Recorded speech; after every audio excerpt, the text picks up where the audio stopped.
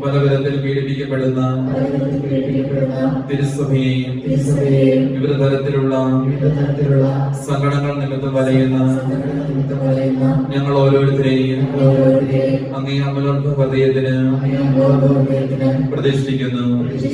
അങ്ങയുടെ തിരുസുതനായ വിശുദ്ധായുടെ സമാധാനം ഞങ്ങൾക്കും ലോകത്തിനുമായി പ്രാർത്ഥിച്ചു തരയണമേ.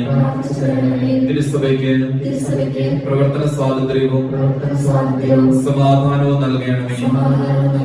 അങ്ങേ അമലോക ഹൃദയത്തിന് പ്രതിഷ്ഠിതരായിരിക്കുന്ന ഞങ്ങൾ പരിശുദ്ധരായി ജീവിക്കുന്നതിനും ചൈതന്യത്തിൽ വളരുന്നതിനും ഇടവരുത്തണമേ.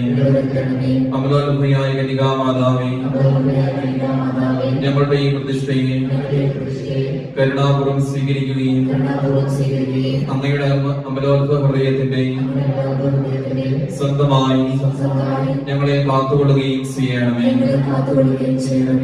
ആമേൻ.